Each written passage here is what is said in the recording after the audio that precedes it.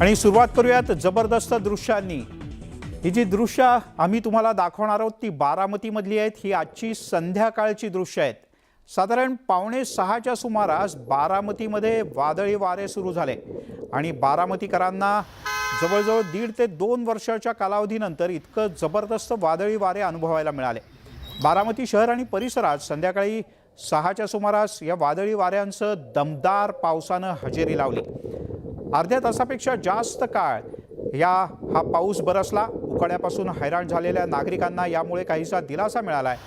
या वादळी वाऱ्यांमुळे बारामती शहरात सुमारे 150 पेक्षा जास्त झाडं कोसळली आहेत। सध्या पालिकेचे कर्मचारी विविध मदत पथकांच्या सहाय्याने ही झाडं बाजूला करण्याचं काम युद्धपातळीवर त्यांनी सुरू केलंय। अर्धा तास झालेल्या या जबरदस्त पावसानं आणि वादळी वाऱ्यांनी बारामतीकरांनी बऱ्याच काळाने अशा जबरदस्त पावसाचा आणि वाऱ्यांचा अनुभव घेतला।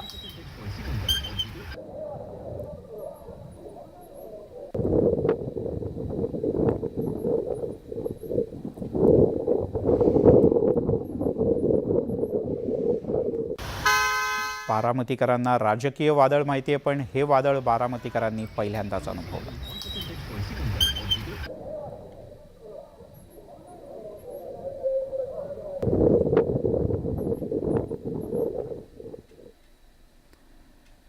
तिकडे भोंग्यांच्या विरोधात आक्रमक भूमिका घेणाऱ्या राज ठाकरे यांना थेट जीवे मारण्याची धमकी देण्यात आली। मनसेचे नेते बाळा नांदगावकर यांना पाठवलेल्या निनावी पत्रातून भोंग्यांच्या विरोधी मोहीम थांबवण्याचा इशारा देण्यात आलाय। या धमकीनंतर मनसे पुन्हा अधिक आक्रमक होण्याची शक्यता आहे।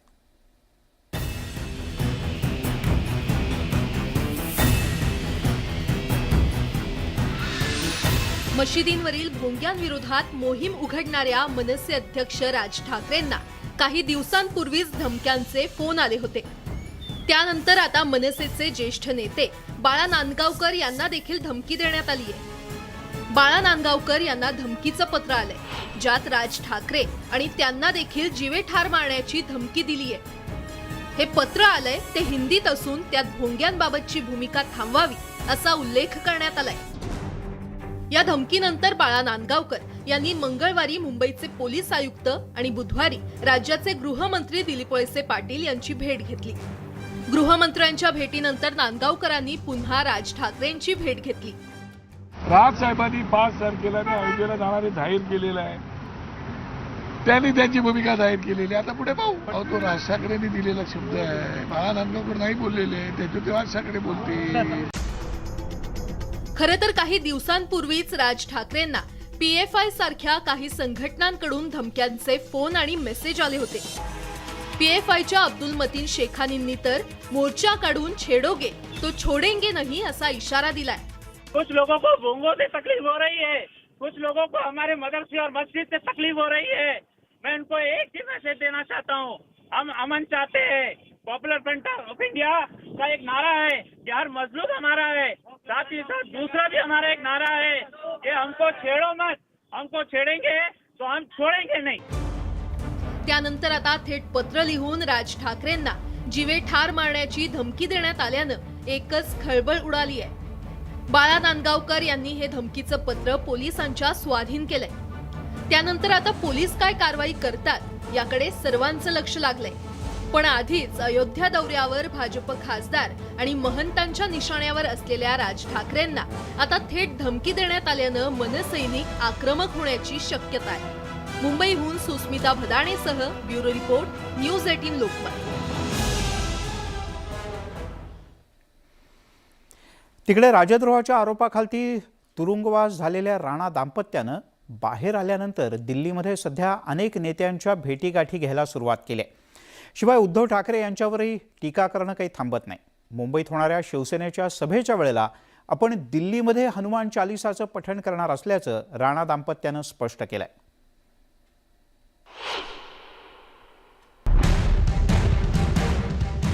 सर्वोच्च न्यायालयानं सध्या चर्चेत असलेल्या राजद्रोहाच्या कलम 124 ला तुर्तास स्थगिती देत नवे गुन्हे दाखल न करण्याच्या सूचना केल्या।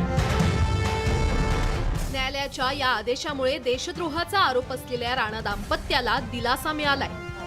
दरम्यान दिल्लीत घेतलेल्या पत्रकार परिषदेतून राणा दाम्पत्यानं पुन्हा एकदा उद्धव ठाकरेंवर निशाणा साधला. नवनीत राणांना तुरुंगात टाकल्यावरून संतापलेल्या रवी राणांनी उद्धव ठाकरेंचा थेट नामर्द असा उल्लेख केला. मागासवर्गीय महिला खासदाराला ज्या मुख्यमंत्र्यांनी देशद्रोहाचा गुन्हा लावून जेलामध्ये टाकलं, ही उद्धव ठाकरेंची मर्दांगी नाही आहे. त्यांनी मर्दांगी मनाच्या आधी नामर्दांगीसारखं काम केलेलं आहे. एका महिलेला जेलामध्ये टाकून उद्धव ठाकरेंनी नामर्दांगीसारखं काम केलं आहे. तर इंग्रजांच्या काळातील कायदे पाळत मुख्यमंत्र्यांना खुश करण्यासाठी पोलीस आयुक्त संजय पांडेंनी आमच्या विरोधात कलम लावल्याचा आरोप रवी राणा यांनी केला. त्या अधिकारी जो संजय पांडे मुंबई कमिशनर आहे, त्या कमिशनरनी मुख्यमंत्र्यांना खुश करण्यासाठी आणि मुख्यमंत्री उद्धव ठाकरे यांनी सुद्धा त्या कमिशनरला काहीतरी मोठ्या प्रमाणे प्रलोभन दिलं की भविष्यामध्ये त्याची कशा प्रकारे उन्नती होणार आहे, कशा प्रकारे त्याला कुठल्या तरी पदाची लालूच दिली. याशिवाय 14 मे रोजी मुंबईत होणाऱ्या शिवसेनेच्या सभेवेळी ठाकरे सरकारला सुदबुद्धी यावी म्हणून दिल्लीमध्ये हनुमान चालीसा पठण करणार असल्याचं देखील त्यांनी स्पष्ट केलं. आम्ही 14 तारखेला हे प्राचीन मंदिर जे आहे हनुमान मंदिर आहे आपल्या दिल्लीमध्ये, त्या ठिकाणी आम्ही शनिवारी 9 वाजता आरती करणार आहे आणि हनुमान चालीसाचं वाचन करून त्यासाठी हनुमानजीच्या संकटमोचन महाराष्ट्रात संकटमुक्त झालं पाहिजे आणि महाराष्ट्राच्या मुख्यमंत्र्याला कुठेतरी सद्बुद्धी मिळाली पाहिजे. दरम्यान नवनीत राणा यांनी पुन्हा एकदा मुख्यमंत्र्यांना दिलेल्या चॅलेंजचा पुनरुच्चार केला. मुंबईतल्या सभेतून उद्धव ठाकरेंनी कुठून निवडणूक लढणार याची माहिती द्यावी अशी मागणी त्यांनी केली. आप अगर पद का लालच रखते हैं तो आपने इलेक्शन भी लड़ना चाहिए. अगर आप इलेक्शन लड़ना चाह रहे हैं और लड़ेंगे, आपको पद चाहिए तो इलेक्शन लड़ना भी चाहिए और आप लड़ते हैं तो आपने 14 तारीख को जाहिर करना चाहिए कि आप कौन से मतदार संघ से कौन से क्षेत्र से आप लड़ेंगे और आपके विरोध में मैं खड़ी रहूंगी. याशिवाय लीलावती रुग्णालयातल्या MRI प्रकरणावरून देखील राणा दाम्पत्यानं शिवसेनेला कानपिचक्या दिल्या. आगामी मुंबई महापालिका निवडणुकांच्या पार्श्वभूमीवर शिवसेना विरुद्ध राणा दाम्पत्य हा वाद आता आणखी चिघळण्याची शक्यता आहे. त्यामुळे येत्या काळात पुन्हा एकदा महाराष्ट्राच्या राजकारणात संघर्ष पाहायला मिळणार एवढं मात्र निश्चित. दिल्लीहून प्रशांत लीला रामदाससह ब्युरो रिपोर्ट, न्यूज 18 लोकमत. तिकडे राणा विरुद्ध सेना तर दुसरीकडे राऊत विरुद्ध सोमय्या. शिवसेनेचे खासदार संजय राऊत यांनी किरीट सोमय्या यांच्यावर भ्रष्टाचाराचे आरोप केले. सोमय्यांच्या भ्रष्टाचारात ईडीचा सुद्धा सहभाग असल्याचा दावा राऊत यांनी पुन्हा केला. पुढच्या काही दिवसात भाजपच्या आणखीन 28 नेत्यांची भ्रष्टाचाराची प्रकरणं बाहेर काढणार असल्याचा दावाही संजय राऊत यांनी केला आहे.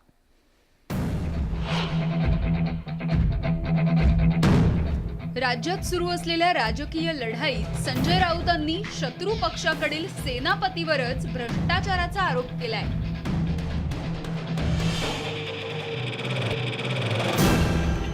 किरीट का कमाल म्हणत संजय राऊतांनी सोमय्यांच्या भ्रष्टाचार विरोधी प्रतिमेला धक्काच द्यायला सुरुवात केली आहे. सोमय्यांच्या युवक प्रतिष्ठानला लाखोंच्या देणग्या मिळतात.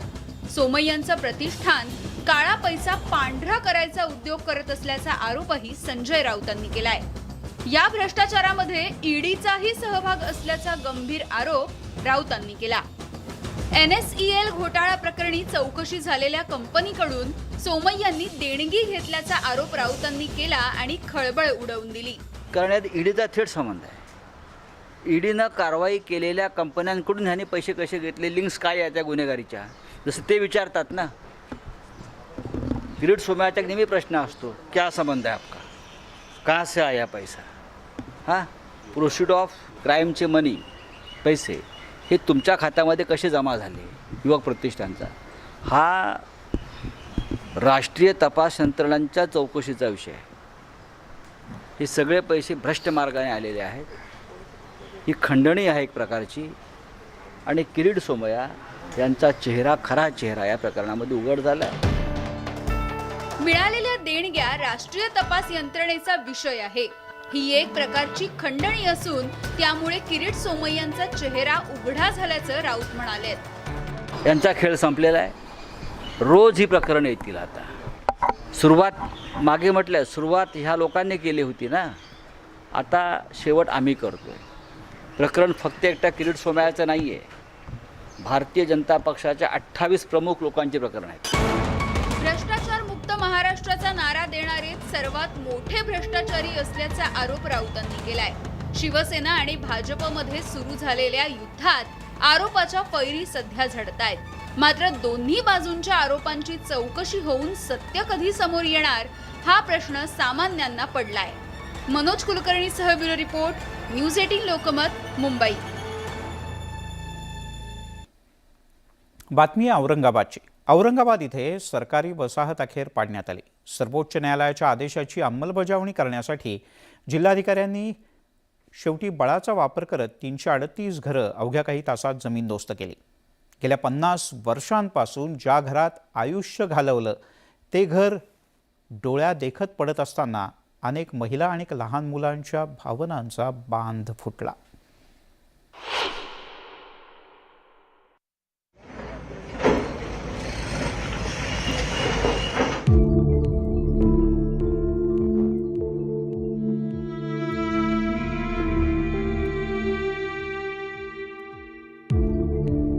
लेबर कॉलनीतलं आपलं घर डोळ्या देखत जमीनदोस्त होत असताना या चिमुकलीच्या वेदना तिच्या डोळ्यातून अश्रू बनून वाहू लागल्या.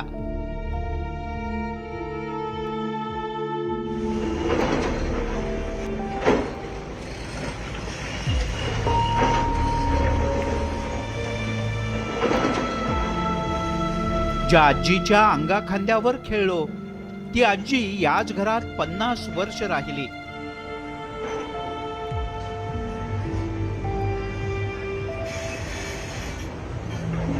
आज तेच घर पाडलं जात असताना अनेक महिलांनी हंबरडा फोडला.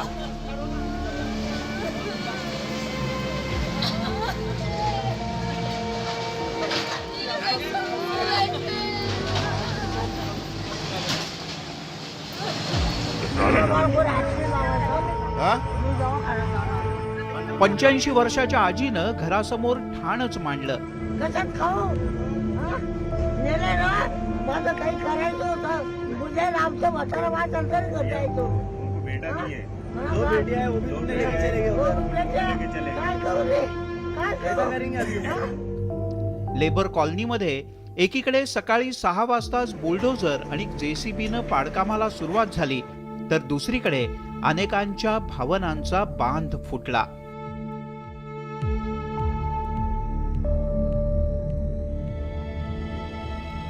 जिल्हाधिकारी कार्यालयाला लागून असलेली ही लेबर कॉलनी मागच्या 12 वर्षांपासून चर्चेत होती. सेवानिवृत्तीनंतर सुद्धा शासकीय कर्मचाऱ्यांनी घरं न सोडता घरं नावावर करण्यासाठी थेट उच्च न्यायालयात धाव घेतली. पण निकाल माजी कर्मचाऱ्यांच्या विरोधात गेला आणि सर्वोच्च न्यायालयानं जिल्हाधिकाऱ्यांना बळाचा वापर करून घरं ताब्यात घेण्याचे आदेश दिले. त्यानुसार पोलिसांच्या बंदोबस्तात बुधवारी पाडकामच सुरू झालं.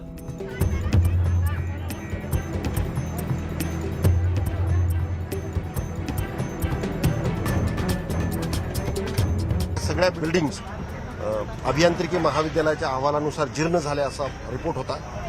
त्याच्यामुळे ह्या बिल्डिंग पावसाळ्यापूर्वी तातडीने खाली करणं गरजेचं होतं. त्याच्यामुळे ही कारवाई करतोय आम्ही. मी सगळ्या नागरिकांचा आभारी आणि सगळी कारवाई अतिशय शांततेत चाललेली आहे. लेबर कॉलनीच्या या सेक्टर 17 मधल्या जागेवर आता प्रशस्त जिल्हाधिकारी कार्यालय आणि इतर सरकारी कार्यालय उभी राहणार आहेत. त्यासाठी शासनानं 40 कोटींच्या निधीची तरतूदही केली. पण लेबर कॉलनीतील खऱ्या नुकसानग्रस्तांच्या पुनर्वसनाचाही प्रयत्न करण्याचं आश्वासन विभागीय आयुक्तांनी दिलंय.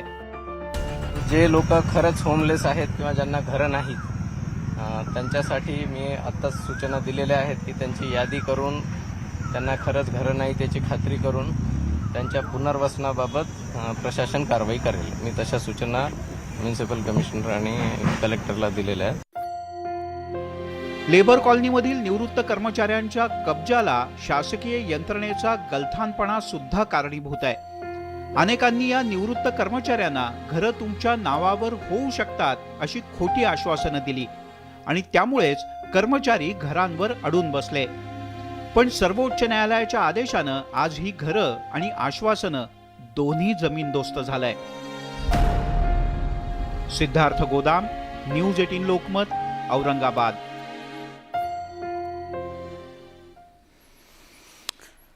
तिकडे देशातील सगळ्यात श्रीमंत महापालिका असं बिरुद मिरवणाऱ्या मुंबई महापालिकेतील आणखीन एक अनागोंदी कारभार समोर आलाय. पालिकेच्या सफाई खात्यावर पालिकेकडून दरवर्षी तब्बल 350 कोटी रुपये खर्च केले जातात. पण या महापालिकेकडून आपल्या कंत्राटी सफाई कर्मचाऱ्यांना किमान वेतन सुद्धा दिलं जात नाही. कंत्राटी सफाई कर्मचाऱ्यांच्या रोजंदारीवर कुणाचा डल्ला? देशातील सर्वात श्रीमंत महानगरपालिकेत अनागोंदी कारभार, कंत्राटी सफाई कर्मचाऱ्यांचं आर्थिक शोषण, कंत्राटी कर्मचाऱ्यांच्या शोषणाकडे आयुक्तांची डोळेझाक. या आहेत मंगल. गेल्या 10 वर्षांपासून त्या मुंबई महानगरपालिकेत कंत्राटी सफाई कर्मचारी म्हणून कार्यरत आहेत. पण गेल्या 10 वर्षात आजवर त्यांना एकदाही किमान वेतन मिळालं नाही. खरं तर त्यांना रोज 661 रुपये किमान वेतन मिळणं अपेक्षित आहे.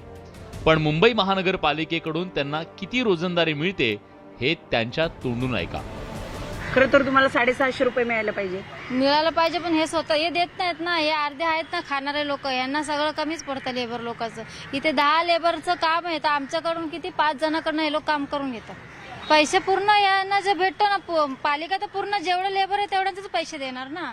बाकीचं जे आहे ते मग एक कॉन्ट्रॅक्टवाले खातात, हे एनजीओ लोक खातात, हे जे मोठे मोठे बीएमसी चे अधिकारी आहेत त्यांच्या खिशामध्ये जातं. ह्यांना बोलत हे बोलतं आम्हाला माहिती नाही. मंगल यांच्याप्रमाणेच कृष्णा खरटमोल यांची अवस्था आहे. धारावीत राहणारा कृष्णा मुंबई महानगरपालिकेत अतिरिक्त सफाई कर्मचारी म्हणून कंत्राटी पद्धतीनं काम करतो. कोविड काळात उत्कृष्ट सेवा बजावल्याबद्दल त्यांचा सत्कारही करण्यात आला होता.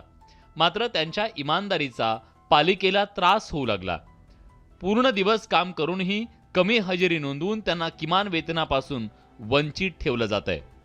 मी 30 दिवस भरले तर मला 20 दिवसाचा 25 दिवसाचा पेमेंट भेटतो आणि कॉन्ट्रॅक्टर लोक आम्हाला पेमेंट आहे 661 रुपीज आहेत मॅडम, पण आम्हाला देतात की 230 रुपये. मी पूर्ण लॉकडाऊन 2 वर्ष स्टोअरवर काढलेत. माझे पूर्ण दिवस फुल आहेत. त्यांचा रेकॉर्ड मागतोय, देत नाहीत.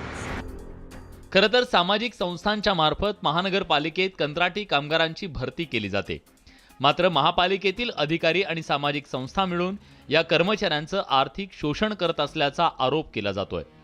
मुंबईला स्वच्छ ठेवण्याचं काम करणाऱ्या या कर्मचाऱ्यांना कोणत्याही सेवा सुविधा महापालिकेकडून दिल्या जात नाहीत. या कामगारांची फसवणूक केली जात असल्याचा आरोप आरटीआय कार्यकर्ते संतोष दौंडकर यांनी केलाय.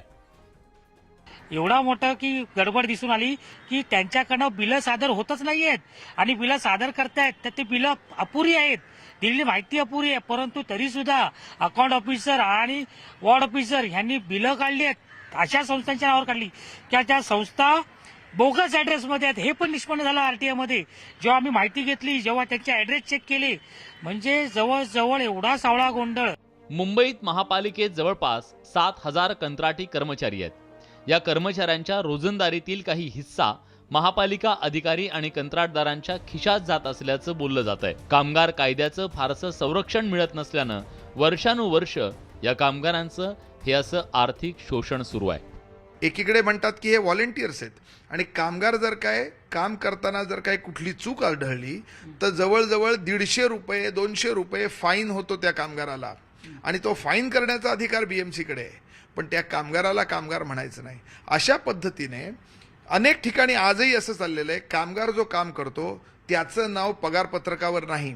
पगारपत्रकावर कंत्राटदार आपल्या घरच्या मंडळींची नावं घालतो, त्यांच्या नावाने क्रॉस चेकने पगार काढतो, तिथनं कॅश काढून कामगाराला निम्म्यापेक्षा कमी पगारावरती राबवलं जातं. मुंबई महानगरपालिकेतील अधिकारी आणि कंत्राटदारांच्या संगनमतानं गेल्या 1 दशकापासून कंत्राटी कामगारांचं आर्थिक शोषण केलं जात आहे. विशेष म्हणजे लोकप्रतिनिधींकडूनही या प्रश्नाकडे साफ दुर्लक्ष केलं जात आहे. एकीकडे महापालिकेतील कायमस्वरूपी सफाई कर्मचाऱ्यांना कामगार कायदे, कामगार संघटना आणि लोकप्रतिनिधींचं संरक्षण आहे. मात्र या कंत्राटी कर्मचाऱ्यांना कुणी वालीच उरला नाही. व्हिडिओ जर्नलिस्ट अरुण पेडणेकर आणि नवनाथ कोंडेकरसह प्रणाली कापसे, न्यूज 18 लोकमत, मुंबई. कोणी पूर्ण पगार देता का असं म्हणत फिरण्याची वेळ या कंत्राटी कर्मचाऱ्यांवर आली. इकडे राज्यामध्ये भोंग्यावरून राजकारण तापलेलं असतानाच राष्ट्रवादी काँग्रेस मात्र महागाईच्या मुद्द्यावर वारंवार रस्त्यावर उतरताना दिसते. पुण्यातल्या महागाई विरोधातल्या आंदोलनात खासदार सुप्रिया सुळे सुद्धा सहभागी झाल्या. भाजपच्या दिवंगत नेत्या सुषमा स्वराज यांच्याच भाषणाचा दाखला देत महागाईवरून त्यांनी भाजपला खडे बोल सुनावले. मला या देशाच्या प्रधानमंत्र्यांना आज हाच प्रश्न विचारायचा आहे की कैलासवासी सुषमाजी हेच बोलल्या होत्या की आंकड़ों से पेट नहीं भरता, जब भूख लगती है तब धान लगता है. माजी मंत्री आणि भाजपच्या नेत्या सुषमा स्वराज यांच्या भाषणाची आठवण करून देत राष्ट्रवादीच्या खासदार सुप्रिया सुळेंनी केंद्र सरकारवरती टीकास्त्र डागलं. 2014 मध्ये महागाई विरोधात आवाज उठवत भाजपनं सत्ता मिळवली, पण आज त्याच भाजपच्या राज्यात देशात महागाईचा भडका उडालाय. याच महागाईच्या विरोधात पुण्यामध्ये राष्ट्रवादी काँग्रेस आणि काँग्रेस आक्रमक झाल्याचं बघायला मिळालं.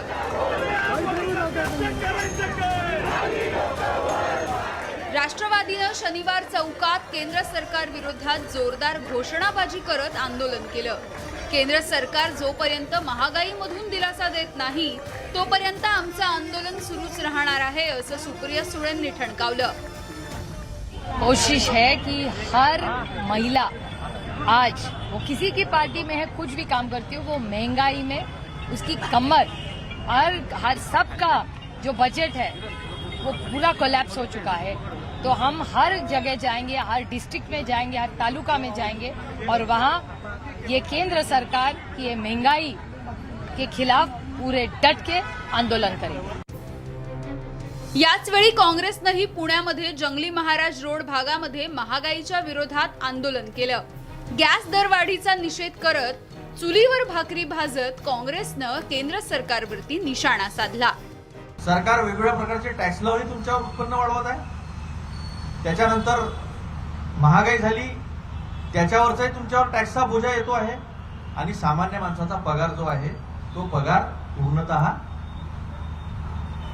स्टॅग्नेटेड आहे. म्हणजे जो जसा आहे तसाच आहे. उत्पन्न वाढत नाहीये, खर्च वाढत आहे, जगणं सुद्धा कठीण झालेलं आहे.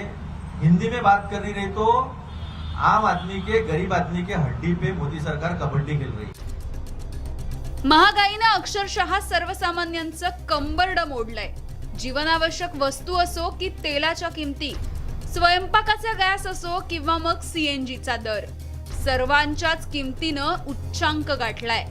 पण केंद्र सरकार महागाईच्या विषयावर चकार शब्द बोलायला तयार नाही. त्यामुळे आणखी किती दिवस महागाईच्या आगीत होरपळत राहायचं असा प्रश्न सर्वसामान्यांना सतावतोय. पुण्याहून वैभव सोनवणे आणि गोविंद वाकडेसह ब्युरो रिपोर्ट, न्यूज 18 लोकमत. यासोबतच बातमी आणि बरंच काही मध्ये इथेच थांबूयात. थोड्याच वेळात माझी सहकारी प्राजक्तासह न्यूज 18 लोकमत विशेष.